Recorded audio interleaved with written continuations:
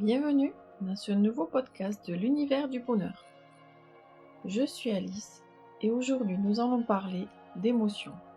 Comment ne pas être submergé par nos émotions et nous allons créer notre propre bulle d'énergie. A tout de suite.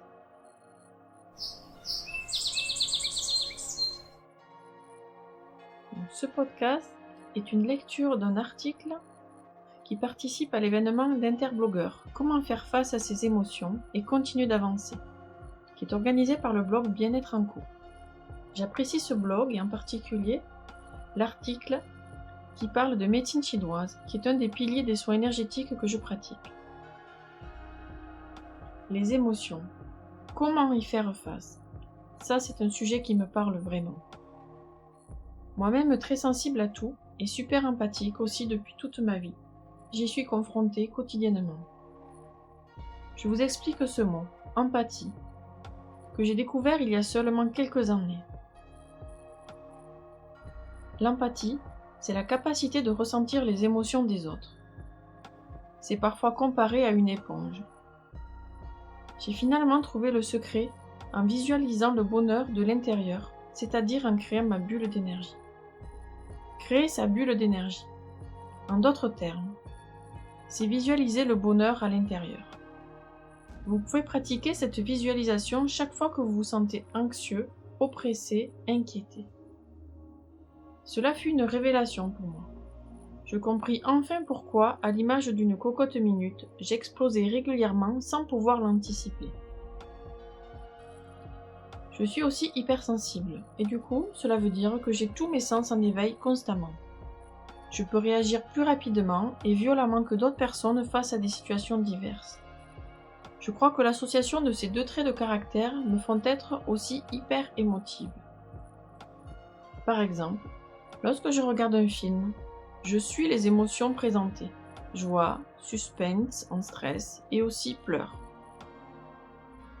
Mes parents se souviennent encore d'événements au cours desquels ils ne savaient pas comment faire pour me calmer et m'apaiser.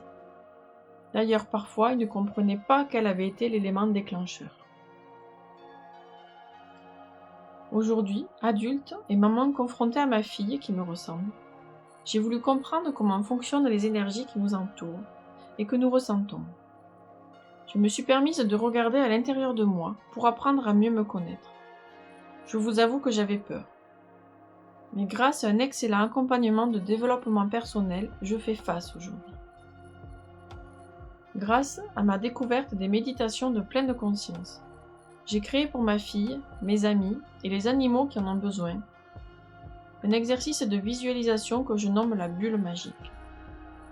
Pour faire sa propre bulle magique ou bulle d'énergie, il faut activer sa propre imagination. D'ailleurs, savez-vous que notre cerveau croit ce que nous imaginons comme vrai, comme réel? C'est fantastique, non? Mais cela sera peut-être le sujet d'un autre article. Bref, vous allez, en fermant vos yeux, si c'est plus facile pour vous, vous imaginez à l'intérieur d'une grande bulle remplie d'énergie. Celle-ci a pour limite le bout de vos doigts, vos bras tendus sur les côtés, au-dessus de vous, devant vous et derrière vous. Elle se ferme environ 30 cm sous vos pieds et pareil au-dessus de votre tête. C'est comme une bulle de savon qui est transparente. Chacun a sa propre vision de sa bulle.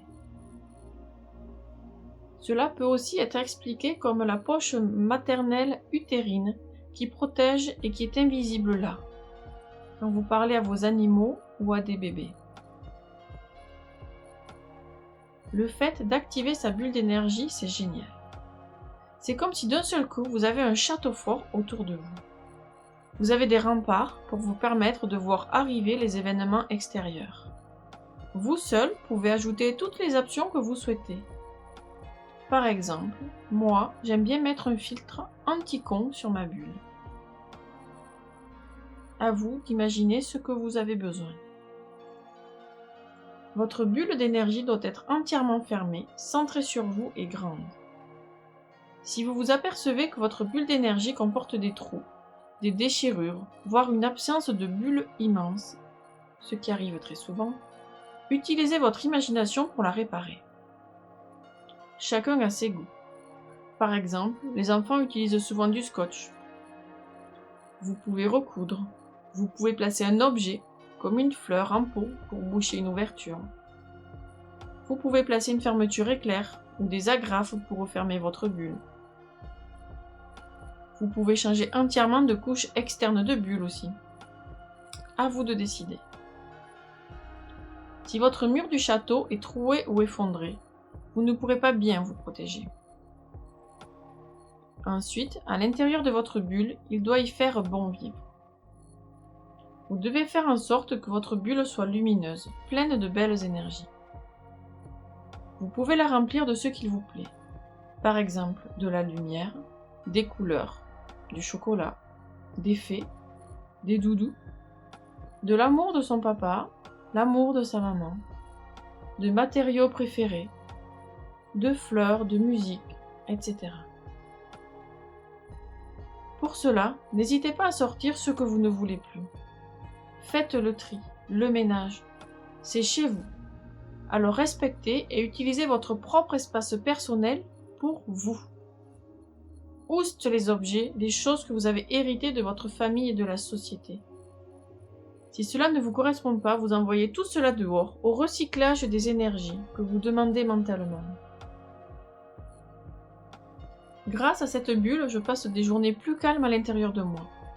Je peux voir et comprendre quelles émotions émanent de l'extérieur et quels sentiments viennent de moi.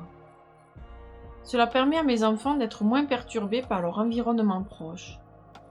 Cela aide aussi aux enfants de moins de 6 ans, qui sont reliés énergétiquement encore à leur mère, à laisser partir les énergies qui ne sont pas les leurs, et d'avoir ainsi un bien meilleur équilibre de santé générale. Pour les animaux, cela a un effet apaisant et réconfortant. Pour certains, cela développe l'auto-guérison que chacun a en soi. Tout dépend de la pensée de chacun. Nos limites sont nos propres limites, celles que nous nous mettons. En appliquant la bulle d'énergie tous les matins avant de partir à l'école ou au travail, nous nous plaçons dans les meilleures dispositions possibles pour notre journée. Lorsque vous percevez des vibrations perturbantes autour de vous, vous pouvez écouter et avoir le temps d'analyser d'où elles proviennent. Ce temps de quelques secondes change tout dans le moment présent, car nous pouvons nous préparer et rester bien dans sa bulle et ne pas se laisser emporter par les émotions extérieures. C'est une bulle protectrice qui filtre et laisse passer les énergies. À nous de faire le choix de ce que nous voulons. Si dans la journée, il arrive une grosse chose qui vous percute, à l'image de la voiture de Ron qui atterrit dans l'arbre du sol cogneur dans Harry Potter, votre bulle ne résistera pas. Mais vous pouvez vous reprendre et dire « non merci » à la chose. Respirez profondément et repoussez-la. Mettez-la en dehors de votre bulle, comme l'arbre a fait avec la voiture et les enfants. Puis ensuite, réinstallez votre bulle. Les grosses choses peuvent être des mauvaises nouvelles qu'on entend, qu'on reçoit, etc. Depuis que j'applique cette bulle magique, je ne me sens plus comme les cocottes minutes qui explosent d'un seul coup. Pour réguler toutes mes émotions, je pratique aussi le nettoyage énergétique, avec les papiers « je veux, je ne veux plus ». C'est un exercice simple et à la portée de tous. Pour vous donner un ordre d'idée, la dernière fois où j'ai fait la cocotte minute, c'était il y a quelques semaines, alors que j'étais prise entre mon travail et la peur de perdre ma mère qui était en fin de vie. La fois d'avant, c'était il y a plus de 2 ans. Avant mon système de gestion des émotions, cela pouvait être plusieurs fois par an. Quoi qu'il en soit, je trouve important d'apprendre le plus tôt possible à différencier nos propres émotions de celles des autres, à activer notre bulle d'énergie, à identifier ce que nous ressentons pour mieux le gérer et le développer et en faire profiter tout le monde aussi. Alors, maintenant que vous savez tout, à vous de jouer. Faites-le tous les matins et tous les soirs. Bullez bien. Et racontez-moi vos expériences dans les commentaires sur le blog et pensez à vous abonner à mon podcast. Je vous remercie, c'était Alice et à bientôt. Au revoir.